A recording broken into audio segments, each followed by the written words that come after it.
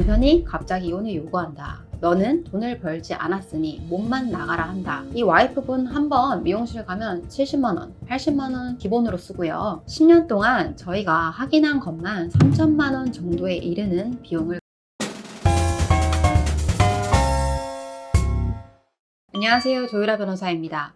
맞벌이가 필수인 시대라곤 하지만 현실적으로 자녀를 낳고 기르다 보면 여성분들의 입장에서 직장 생활을 유지하는 것이 쉽지만은 않습니다. 결혼하고 아이 낳아 키우느라 경력 단절된 지 10년이 됐는데 갑작스럽게 이혼을 해야 하는 상황이 생기면 얼마나 당황스러울까요? 실제로 결혼 이후 전업주부로 생활하셨던 분들이 이혼 상담을 오셔서 남편이 갑자기 이혼을 요구한다. 그러면서 너는 돈을 벌지 않았으니 몸만 나가라 한다.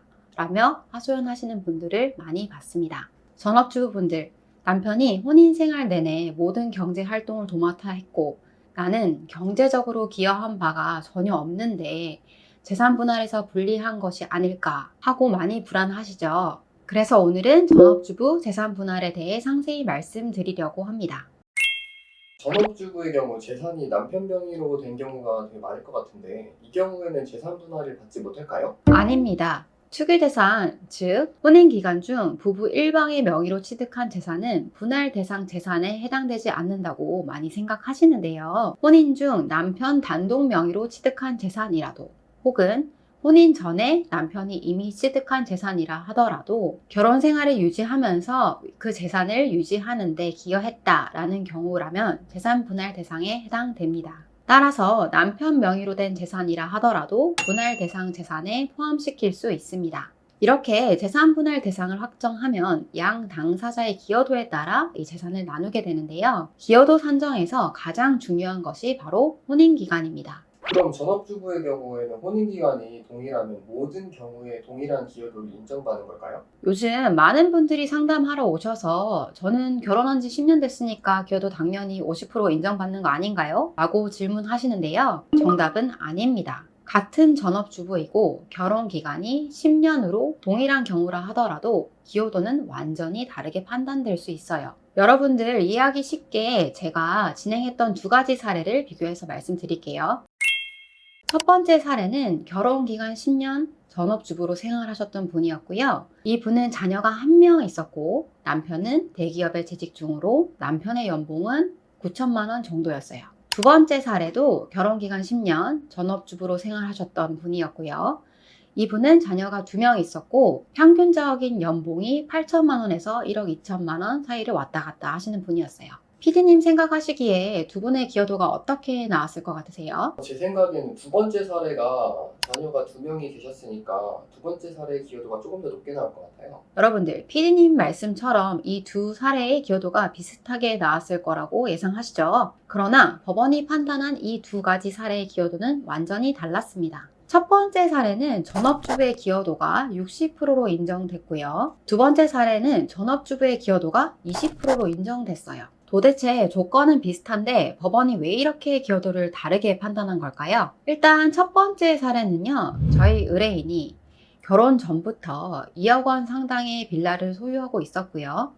결혼 기간 중에 남편 명의로 아파트를 취득할 때 이 빌라를 매각한 돈을 전부 투입했습니다. 그리고 이 부인이 평소 부동산 재테크에 정말 관심이 많았는데요. 이분이 열심히 공부해서 4억 5천만 원을 주고 취득한 아파트가 이혼을 할 당시에는 시세 10억 원 정도로 형성되어 있었습니다. 그리고 이분은 남편의 급여를 알뜰하게 관리하면서 손수 살림도 하고 아이도 키우면서 가정주부로서 열심히 생활하셨어요. 법원은 이 사례에서 남편이 혼인기간 중 상당한 소득을 올리며 경제활동을 한 것은 맞지만 가정주부인 부인이 혼인 전부터 보유하고 있었던 재산을 토대로 이 사건 아파트를 취득할 수 있었던 점, 평소 재테크에 관심이 많았던 가정주부의 노력으로 이 사건 아파트를 취득할 수 있었던 점, 주요 분할 대상 재산인 아파트의 시세가 상당히 상승하였던 점 등이 고려되어야 한다고 보아 가정주부의 기여도를 이례적으로 60%로 인정했습니다. 두 번째 사례는 어땠을까요? 저는 이 두 번째 사례의 남편분을 대리했었는데요. 상대방,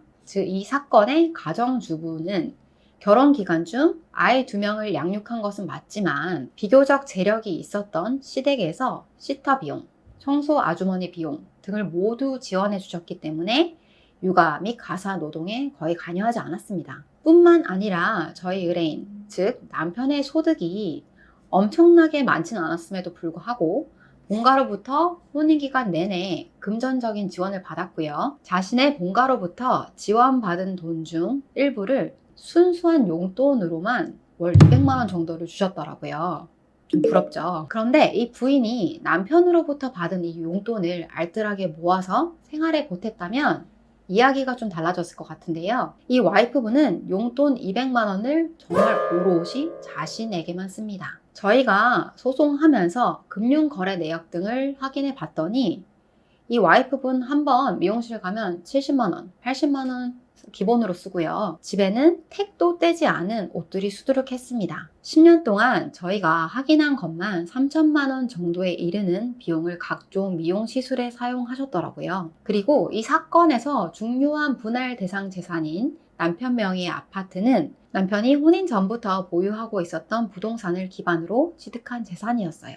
이 사건에서 법원은 주요 분할 대상 재산이 남편이 혼인 전부터 보유하고 있었던 재산을 기반으로 취득된 점, 남편 시댁이 도우미, 비용 등을 전적으로 지원해줬고 이로 인해서 가정주부가 가사, 육아에 실질적으로 크게 관여하지 않았던 점, 식비, 공과금 등 모든 생활비를 남편이 부담했고 이와 별개로 부인이 개인적으로 쓸 수 있는 200만 원 상당의 용돈을 매월 지급했던 점 등을 고려해서 전업주부의 기여도를 20%로 인정했습니다. 이처럼 법원은 같은 전업주부라 하더라도 혼인 기간이 동일하다고 하더라도 일률적으로 기여도를 정하는 것이 아니라 주요 분할 대상 재산으로 무엇이 있는지, 그 주요 분할 대상 재산을 어떤 경위로 취득하게 됐는지, 전업주부가 실제 가사, 육아를 도맡아 했는지, 결혼 기간 중 양가로부터 어떤 지원을 받았는지 등을 종합적으로 고려해서 기여도를 판단합니다. 따라서 이혼을 고려하고 계신 전업주부분들이라면 내 결혼 기간이 몇 년이에요. 나는 그동안 가사 육아를 전담했어요.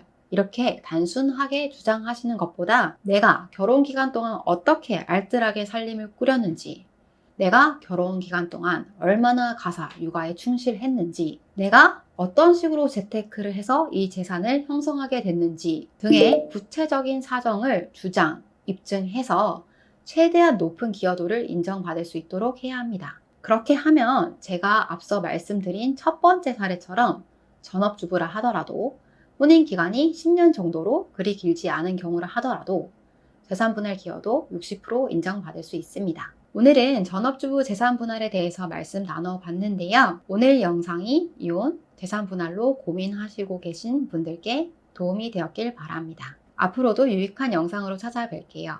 지금까지 조유라 변호사였습니다. 감사합니다.